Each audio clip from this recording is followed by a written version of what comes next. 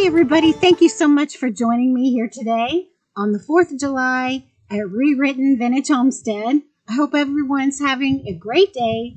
It's a beautiful sunny day here, hot and windy. But this morning I thought we would have a nice talk about an independent thinker. I read this book, and it's called Don't Tell Me I Can't. And it's about a homeschooler. He goes by the name of Cole Summers, but that's not his real name. But I was attracted to this story because I had read an article in the paper about a young man who was only 14 years old, who already owned a 350-acre ranch in Utah, who already owned his first vehicle, who was supporting his family. He was a homeschooled child, and I thought it was relevant to today on the 4th of July as we talk about independence and the younger generation of homesteaders. So I hope you'll hang in there and hear about this absolutely amazing person and the lessons that he's learned. So Marshall and I had to move into the garage, friends, because it started getting really windy and blowing my notes and my computer around. So he likes it better in here anyway. It's a lot cooler. The first part of this book, the very first page, got me really thinking. Online, in books, in schools, and in the news, my generation is constantly being told that our future sucks. Now, that made me think, what are we teaching our young people? Especially with COVID even, where they were so isolated from their friends and their peers and activities. But what they see on the news about the world and our country and what they're learning about our country and the world, it's all negative. We're not seeing or hearing anything positive. And so their future would seem very bleak. It doesn't matter if it's climate change, if it's water scarcity or food shortages or other threats. The message is always that where we live may not stay livable. Even worse is that we're constantly being told we can't do anything about it. It's sad. I read about so many other kids my age, my peers, struggling with anxiety and depression. I can't relate to it, but I understand it. I hear and read where adults question what's wrong with kids today. What else do they expect when we're constantly being told that our future is hopeless and helpless? Now, when I was young, I grew up back in the 60s. So it was a turbulent time, too. You had the sexual revolution happening during that time. You had the Vietnam War was still going on when I was born. You had assassination, John Kennedy, his brother Robert Kennedy, Dr. Martin Luther King. All of these things happened in the first part of my lifetime. However, I always got the message from my school teachers, from my parents, from my peers, from clubs, from television shows, that whatever I wanted to do here in the United States, I could do. With hard work and knowledge, I could do whatever I wanted to do. And I always had that message. But Cole points out that today's world is a lot different. And young people are always being told they can't. They can't do certain things. Now, some things are age old. Mom, can I help cook dinner? Well, no, you're too little. You'll be in the way. Or Dad, can I help fix the car? No, you're too little. You'll be in the way. some of those things are age old, but I think the big stress on the environment, which I'm not saying that's wrong. There, you do have to keep an eye on pollution and sustainability, and I try to do that here at Re-Ritten Homestead and where I live in my area. But to constantly be told in social media and on our news outlets that the sky is falling, it would make you think, what's the point then? What's the point if where I live and how I live now is not sustainable? If I can't reach those goals that I wanted to because the world's going to end. If I'm always seeing burning in the streets and chaos, I'm either going to become part of that chaos or I'm going to get depressed and feel like I don't fit in. So I can totally understand this depression with younger people. I felt it as an adult during COVID. So I imagine there's a lot of young people that are still going through it, trying to figure out their place in the world. One other point I wanted to make was in my era, 60s, 70s, I raised children in the 80s, the 90s, that we always felt like our world was going to be here tomorrow. It was going to be here in 10 years. It was going to be here in 20 years. But the younger people today are being told it won't be. It's going to be ending if we don't do something now. And so they have that fear, I believe, that they either need to, if they want to make a difference, they need to become radical. They need to join something that gives them purpose. And if they can't find their fit in those things, I see where depression sets in. Just my opinion. So let's try to understand where Cole came from. He's not the typical 14-year-old. And the reason was he was never told he couldn't do something. Now, by that, I don't mean, Mom and Dad, I'm going to stick my finger in the light socket. Okay, go ahead. It wasn't anything like that. But he wasn't given the typical, you're too little, get out of the way education. A lot of that was because of necessities. Cole's parents are both disabled. His father was in the military. He played football as a young man and strong and able, but had an accident in the military where he became disabled and required constant care. His mom is partially blind. She could not work because someone has to be there most of the time to take care of Dad. Now, there are some things Dad can do. He still has his faculties, so he helped Cole a lot in his education. And Cole also has an older brother. So their route to homeschooling, to me, was another eye-opener that I'd like to talk to you about. Even if you go to a public school, you have the expense of registration of books. In my school system, it's parking and sports. All of those things have price tags that are attached to them. So that was a definite, that was in the no column for Cole's parents, was the expense of even public school. But they were really looking for good schools for their children, something they could afford. But that was in the back of their mind.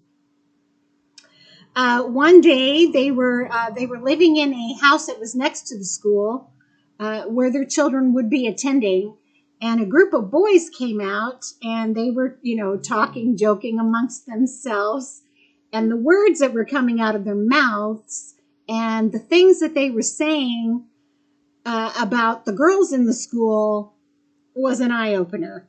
And that goes on a lot now. That is a huge part of the decision making in homeschooling even today. Is parents want their morals, what they believe in, their worldview to be what's taught to their children, not the collective view. So that was another in the no column. why we should send them to public school. But they were still thinking about it. Also, when you have two parents with disabilities, it's hard to get children to and from school and to activities. So that played a huge part in it also. So the decision was made, we'll give it a try.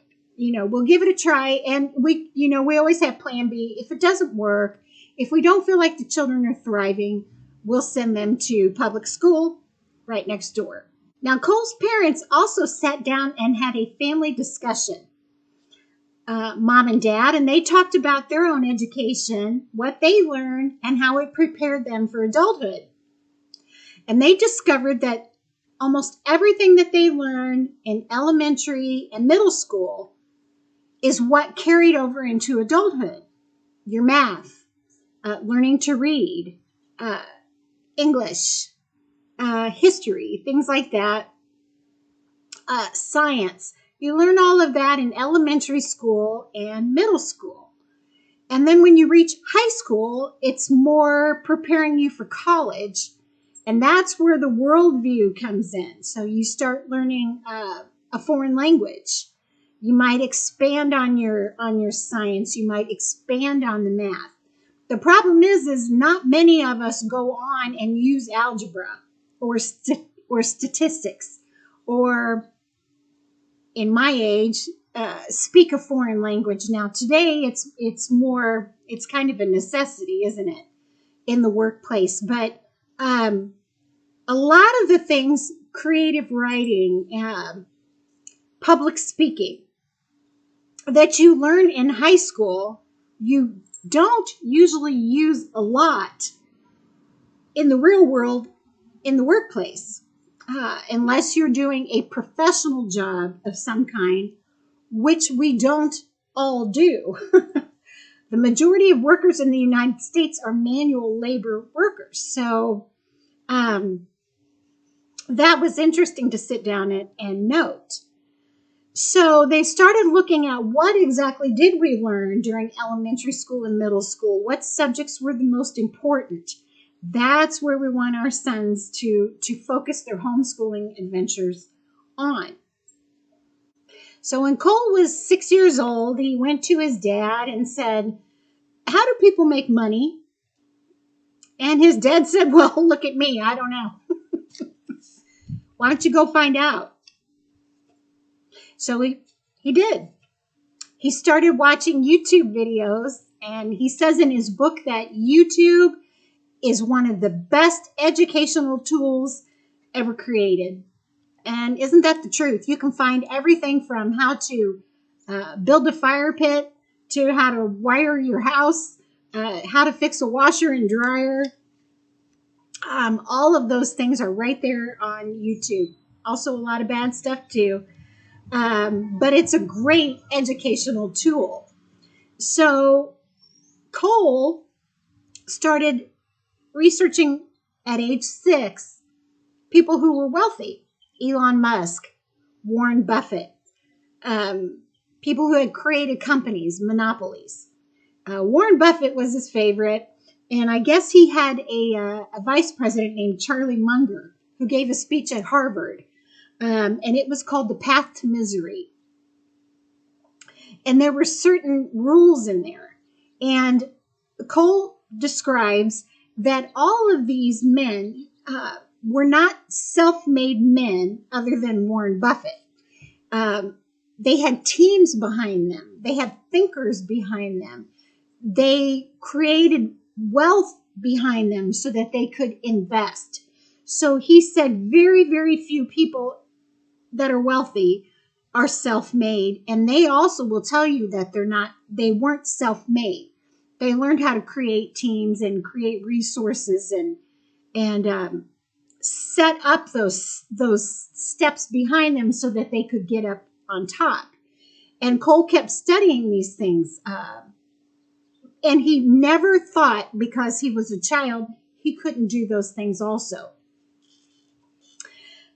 So his dad would study with him, and they just kept learning and learning more about business and how these people who were successful financially in life thought, how they broke problems down, how they considered risk, how they considered investing, and it was all very interesting to him.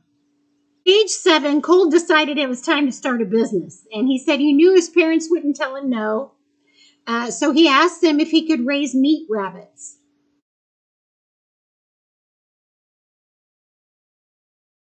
And of course, they let him. He did some investigation with his dad, and they found a place where they could get those rabbits processed. He contacted restaurants in the area, farmers markets, and he started selling his meat rabbits to restaurants and at farmers markets and began making a very good profit of about $1,000 a month. And he would keep several does and bucks, and he said, as you know, rabbits breed. So he always had a huge inventory, and that's how he made his money. Part of his education was, let's set up a corporation. And he thought of doing a sole proprietorship, but then decided to do an LLC because he could learn more about investing and protecting his business, just like the big guys did. So he set up that corporation. When he was 8 years old, a neighbor came over and asked his dad to help repair his truck. And his dad couldn't because it was getting to be there were fewer things that he could do to help. But Cole said, I'll help you. Now he was 8. But he had already been taking engines apart, putting them back together, taking off lug nuts, putting tires on and off because he had to help his dad. He was always there to hand him the tools, help his dad with all of their vehicles. So the gentleman took him up on his offer. When it came time for payment, there was an old 1976 Chevy 4x4 truck in his backyard that wasn't running. So Cole asked the gentleman, can I have the truck in trade? And the gentleman said, well, yeah, it's not running. And of course you can, but I don't think you can. They won't let you put the title in your name because you're a kid.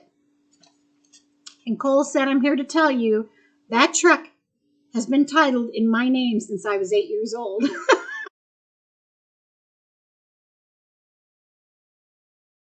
Those are all of the kinds of things he mentioned. He was told you can't.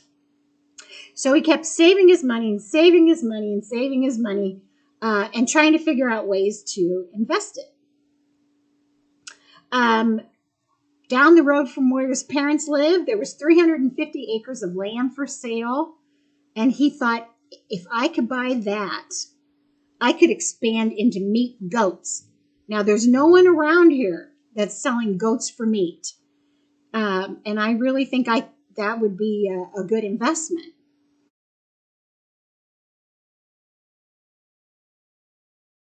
So he went and he talked to the people about it. Now, this property has been for sale for 7 or 8 years, and the realtors said, no, they're not going to sell it to you that cheap. He was only going to offer $130 an acre. Now, you guys, here where I live, an acre of ground is anywhere from $12,000 up. But there in Utah, it's kind of tumbleweed and sagebrush, and you can either plant hay, and that's about it. So it was less expensive, about $130 an acre. But even the realtor thought that was too cheap and they would never go for it. But he made the offer, and apparently the people were sick of hanging on to it and paying taxes on it. They sold it to him. 350 acres for $130 an acre. So what he wanted to do was divide that up into 4 quadrants with water in the middle, rotate meat goats, and he expanded that into turkeys, and animals were his thing. He said he loved animals. They always had animals where they lived. So it was just the next likely step. It's in his name. He said 350 acres in my name. First time he had to pay taxes, he was 9 years old, and he said that hurt. That hurt, but he had to pay taxes on his property. The next thing he found was in his community, there was an old dilapidated house that was for sale. And it had never sold, and it had been on the market for many years. So he contacted the homeowner. She was an elderly woman, and she said, you know, my dad built this house. Everybody that wants to buy it wants to tear it down. And, you know, I don't want it anymore, but I don't want it for sentimental reasons. I don't want to see anybody tear it down. So what are you going to do with it? And he said, well, I won't tear it down. I'll fix it up.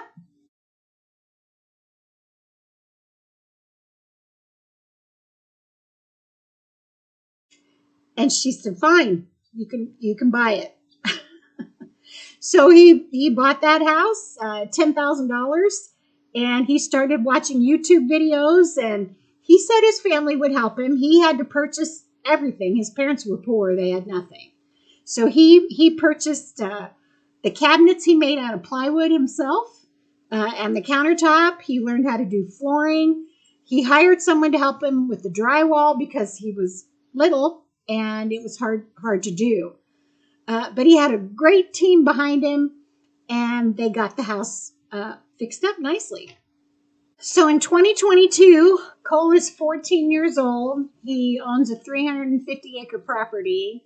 He already owned a house. He flipped that house. The house didn't have a well, and he found out that to put a well in would be about $20,000 that he didn't have to invest at that time. And but he met an interesting person that was a driller, and he came out to talk to him about the well on the new property. And he said that these people that he met that talked to him about automotive, that talked to him about drilling and electricity, they never treated him like he was a kid. They were really interested in his thinking and his thought process, and they talked to him like an adult. And so he said it was through this nice cowboy driller that he learned how the water table worked. And it was more complicated than I can explain here, but basically a lot of the farming there in Utah is hay farming. And so that hay is then sent over to China, and very little of it actually comes here to the United States. But hay, just like any other crop, requires a lot of water. So here they are in the desert with very little water, so they have to tap into their aquifer to get the water. Then you have subdivisions and things that are not too far from the farms that they're tapping into the aquifer to send water to them, to the more expensive places to live. This driller taught Cole that water is pumped out, but it only takes so much in depending on the rain, and eventually it will be depleted. So then in his generation, he began to worry. There wouldn't be water available for his kids. And other farmers and other people living in the area, they wouldn't be able to stay. They would have no way of supporting themselves. There'd be no water. That was a problem to his little 14-year-old mind. And so he's been thinking of ways to solve that. And he's come up with several plans. A big part of it is he wants to buy a whole lot of land that he has been studying plants that don't deplete water, that don't require that much water. Also, too, if you would put it in animals instead of plants, then you wouldn't need that constant irrigation system that you need. If you keep taking water out of the aquifer and you're living in a desert and there isn't water going in at the rate it's being pumped out, it's going to be depleted. And that really bothered him, and that was something that he really wanted to work on. He said one of the solutions that the government came up with was they would just pay farmers to fallow their ground, don't plant anything. Now that, he said to environmentalists, that sounded great. We'll let everything get back to nature. and that's the way it should be. But like he said, it takes human beings to ruin the ground. Therefore, it's going to take human beings to bring it back to where it should be. In those places around where he lived, that the farmers did say, fine, pay me, I won't plant anything, we'll let it go fallow. Their previous hay production had eroded the topsoil. The only plants that grow there naturally are like your tumbleweed, your sagebrush. And so with every wind, they take that topsoil with them. They take everything with them that's there. And so he said the dust and the mini tornadoes are so horrible that there's times they can't even go outside because you can't breathe. So see, while the government thought they're really helping, they didn't live there among it. And so they don't necessarily see the environmental damage they're actually causing. You know, that's that carries over to a lot of things, doesn't it? Decisions are made by government from people who aren't actually living the experience. If they would just ask for advice from the people who are in the middle of it, maybe we'd get some really good solutions. So Cole had created 3 phases he called the Great Basin Green Plan. He's worried about foreign countries coming in and buying land dirt cheap. Speaking of the dirt, which they're doing everywhere. They even do here in my area. You wouldn't believe here in the Midwest how much farm ground is owned by China. When we lose control of our own food production and how much we're allowed to make, how we make it, we're in deep trouble. And that really troubled him. So he wanted to buy as much of that property himself as he could to keep it out of foreign hands. So that was phase 1. He also wanted to take it out of hay production and put it into meat sales. He started raising turkeys, and they became very profitable as well, easy to raise. Let's see what he said. Phase 2 was coming up with a water harvesting project to get more water into the ground. So harvesting it from other places, which seems very smart to me. And so he says here, I want to raise my own kids here someday. I want my kids to enjoy watching the wild rabbits, the deer, and the pronghorn where I live. I want them to look forward to seeing bald eagles migrate in and live here every winter just like I do. That can't happen if we're doubling the potential dust storms every few years and draining the aquifer too deep for regular families to afford water wells. This is a 14-year-old thinking about his future. There's other interesting tidbits in here. He says, I know I'm weird. I know I'm weird. I've got friends that go to regular school, and he said they'll be talking about how they have to memorize the names of the solar system, and I'm thinking about the aquifer and my future. And I know I'm weird, but he said, let's embrace it. Let's embrace it and work together. I just can't get over what an impact this made to me. So Cole wrote this book this year, 2022, just got published. He also worked on was working on 10 children's books about business and the environment, and he was having another homeschooling friend do the illustrations for him. Unfortunately, Cole passed away about a month ago. He was at a birthday party for some friends, and they were kayaking, and he didn't know how to swim. I'm really grateful I was able to make it through this part because this young man is someone I would have loved to have met just to pick his brain. Just to pick his brain. He was a big thinker. He never took no for an answer if it was something that he thought he could do. And age had nothing to do with it. And I think that's what I love. Is I'm soon to be 61 years old. And while I've always grown things for as long as I can remember, ever since I've owned my own living area, I always had a little mini garden of some kind. It got bigger, and then it got smaller, and then it got big. So I've always grown, I've always sown, I've always done the homesteading things, but not to the level that I'm doing them now. And that just started about 2 years ago. And you can't help but every now and then that thought comes in your mind. Am I too old for this? You know, I'm probably too old. I won't be able to do the things that I'm doing now 5-10 years from now. But one of the lessons that Cole learned from Warren Buffett and all of the other people who made it financially successful was that the key is to own something and make it more valuable. And that's something I always stress with education. If you've watched any of my past videos, that even applies to people.